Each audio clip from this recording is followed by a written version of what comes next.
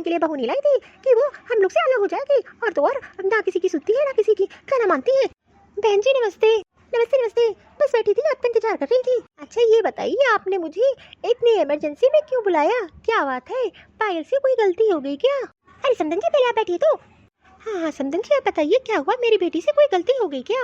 अरे मैं क्या ही बताऊँ, मैंने क्या सोच के आपकी पायल बिटिया को इस घर की बहू बनाई थी, लेकिन वो तो परिवार से अलग हो गई है, और तो और किसी का कहना भी नहीं मानती है। आखिरकार पूरी बात क्या है, मुझे आप पूरी बात बताएंगे कि नहीं? और वैसे भी आपने मुझे इतनी जल्दी भी बुलाई है, ना तो फोन पे कोई बात बताई, यहाँ आने के बाद भी आप ऐसे ही बता रही हैं। आप मुझे पूरी बात बताइए, आखिर मेरी पायल बिटिया ने किया क्या है और अलग किसने हो गई? अरे मम्मी आप कब आई? आपने तो मुझे बताया नहीं कि आप आने वाली हो। बस पायल बेटा अभी अभी तो आई हूँ, अचानक से आना हुआ इसलिए तुझे बता नहीं पाई फोन पे, नहीं तो तुझे तो मैं पक्का बताती। तेरी सास ने इतनी जल्दी जल्दी बुला लिया कि तुझे बताने का तो मौका ही नहीं मिला, नहीं तो मैं तुझे पक्का फोन करके बता के ही आती। अब तो समझन जी आपकी बेटी भी आ गई, आखिरकार आप इससे ही पूछ लीजिए क्या बात है, किस लिए मैंने आपको यहाँ बुलाया है? अरे समझन जी अब आप ही बता दो, जब आपने बुलाया है अब मैं अपनी बेटी से क्या पूछी, आप घर की बड़ी हो, आपको ही बतानी पड़ेगी आखिर बात क्या है, मेरी बेटी की ने गलती क्या की है। अरे मैंने आपको तो बताया ही है कि आपकी बेटी तो अलग रहने की सोच रही है, और तो और दिन भर लड़ाई करती है मुझसे, और तो और मुझसे हमेशा यही कहती है कि मुझे अलग कर दो, मैं अलग रहूंगी।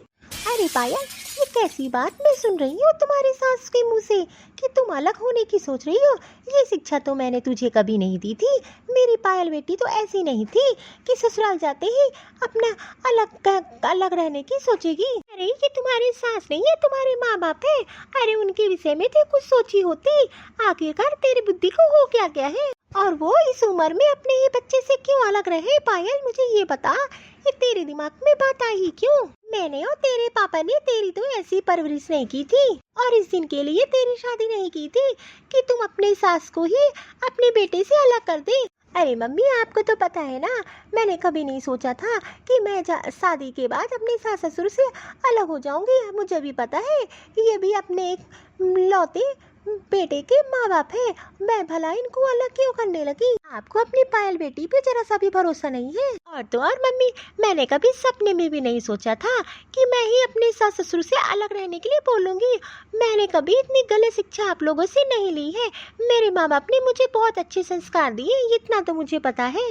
मम्मी हमेशा एक बहू को ही गलत क्यों किया जाता है, सास भी तो गलत हो जाती है, इनकी हरकतों की वजह से आज मैंने ये फैसला लिया है। वाह वाह पायल बहू, तू तो अपनी माँ के सामने कितना झूठ बोल रही है, देख रही है समदन जी, आपकी बेटी झूठ भी बोलना सीख गई है। और तो और मैंने ऐसा तेरे साथ किया ही क्या है जो तू अलग होने की सोच ली, और तो और मैंने कभी तेरे साथ कुछ किया ये तो बता मुझे पहले।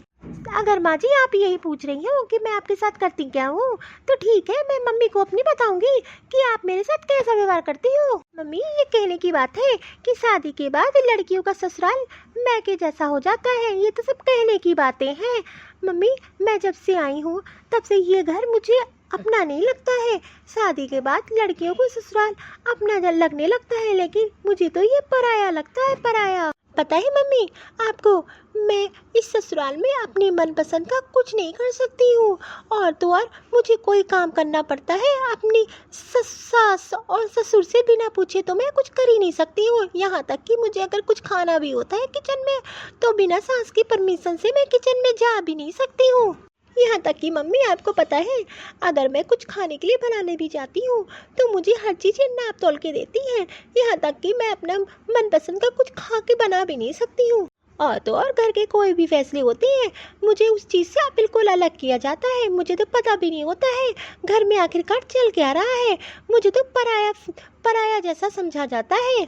अरे मम्मी मैं आपको क्या बताऊं, मेरी सास ऐसी है, रमेश जी हम अगर रूम में बैठ के कोई भी बात करती है तो मेरी सास बाहर से सुनती रहती है कि हम लोग आपस में क्या बात कर रहे हैं, अब तो हम लोग की कोई प्राइवेसी भी नहीं रहेगी मम्मी। अरे मम्मी अगर मैं और रमेश जी कभी हंस भी लेना तो इनको इतनी जलन होती है, कुछ कहने की बात ही नहीं। और तो और मम्मी हम लोग तो कहीं बाहर भी नहीं जाते हैं, अगर किसी दिन बाहर जाने के लिए सोच भी लें और तो और फिर सासू जी का अलग ही नाटक शुरू हो जाता है, फिर हम लोग बाहर जा ही नहीं पाते हैं इनकी वजह से। मम्मी मेरी शादी को 2 साल तो होने वाले हैं। आखिरकार मैं मम्मी जी को इतना तो जान ही गई हूँ, कब ये नाटक कर रही है और कब सही में। और तो और आप ही बताओ मम्मी, आखिर मैं करूँ तो करूँ क्या। एक बहू आती है घर में बेटी बन के, लेकिन मुझे तो बेटी जैसा कोई अधिकार मिला नहीं। कोई भी काम करना पड़ता है सासू माँ की बिना परमिशन के, तो कर ही नहीं सकते इस घर में कोई भी काम। और अगर कभी कुछ करने की भी सोचे तो सासू माँ का हंगामा तो स्टार्ट ही जाता है। फिर उस दिन घर में कलेश हो जाता है। अरे मैं अपनी सासू माँ की गलतियाँ नहीं सुना रही हूँ, मैं तो सिर्फ आपको बात बता रही हूँ मम्मी। अगर मुझे बताना होता तो मम्मी आपको मैं फ़ोन पे सासू माँ की सारी बुराई बता देती। मम्मी जी इतना भी नहीं सोचती हैं, हमेशा मुझसे लड़ाई करती हैं और बेचारे रमेश जी उसमें पिस जाते हैं। आखिरकार बीवी का साथ दे कि माँ का। बेचारे एकलौते कमाने वाले, घर को देखने वाले, दिन भर तो वो टेंशन में ही रहते हैं। आखिरकार मम्मी जी को भी इतना नहीं समझ में आता है कि कुछ नहीं तो अपने बेटे का साथ दें। वो तो अपने बेटे के लिए भी नहीं सोचती है। अगर रमेश जी मेरे लिए कुछ लाते भी हैं तो माँ जी को बहुत बुरा लगता है, ऊपर जी रमेश जी को बहुत सुनाती हैं। अरे मम्मी आप ही बताओ, मैं रमेश जी की पत्नी हूँ, उनका तो पूरा अधिकार है। मम्मी जी इतना भी नहीं समझती है कि आखिरकार मैं उनकी पत्नी हूँ, इनकी बहू। उनको तो लगता है कि मैं इस घर की एक बस काम करने वाली और सबकी सुनने वाली हूँ। अब आप ही मम्मी बताओ मेरी इसमें गलती कहाँ है। समझन जी आप मुझे एक बात बताइए, मेरी बेटी मुझे पता था कभी कुछ गलत नहीं करेगी, लेकिन उसने ये सोचा ही क्यों अलग होने के लिए, सिर्फ आपकी वजह से।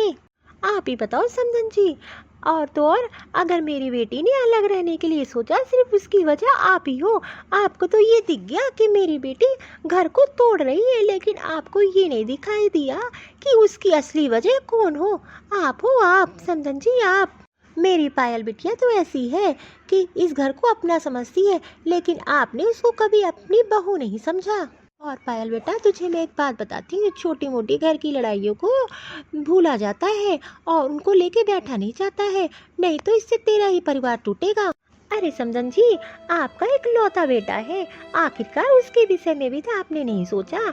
ये आपकी एक लौती बहू है। आपको तो इन लोग को इतना प्यार देना चाहिए कि इन लोग के मन में तो ये कभी आना ही नहीं चाहिए कि मैं अपने सास ससुर को अलग कर दूं।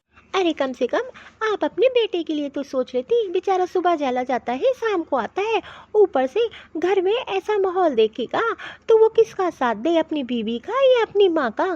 बेचारा आपका बेटा ही बीच में पिसता है। इसीलिए कह रही हूँ सास और बहू आपस में मिल के चलो, और इतना घर में कलेश रखोगी नुकसान आपका ही होगा समधन जी। और समधन जी एक बात, बहू को रोक टोक लगाओगी तो ये चीज़ अच्छी नहीं है।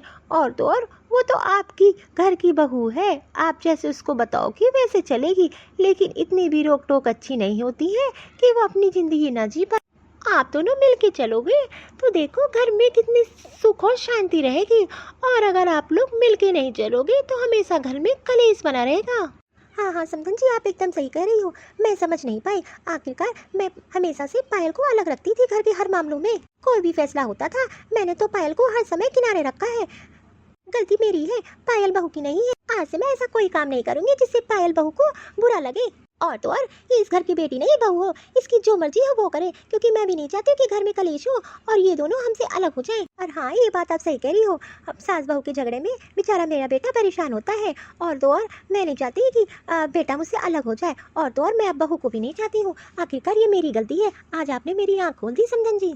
समधन जी मुझे माफ़ कर दीजिए, इस बात के लिए मैंने आपको बुलाया। ये तो घर का मामला होता है, मुझे इसको सुलझा लेना चाहिए। अरे पायल बहू मुझे माफ़ कर दे, मुझसे बहुत बड़ी गलती हो गई। मैंने तो तुझे कभी यहाँ बेटी का दर्जा ही नहीं दिया। आखिरकार सारी गलती मेरी है, तू तो अपनी जगह बिल्कुल सही है। और पायल तुम भी घर में अगर छोटी मोटी लड़ाई होती है तो आपस में शांति से सुलझा लेना, कभी भी लड़ाई को बढ़ाना नहीं और कभी भी अलग होने की मत सोचना।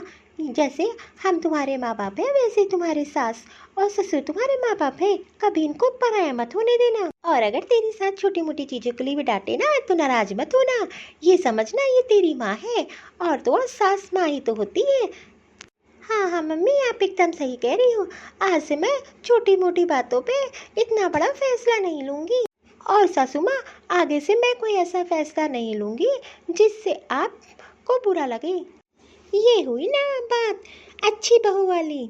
दोस्तों अगर ये कहानी अच्छी लगी तो लाइक और सब्सक्राइब जरूर करिए।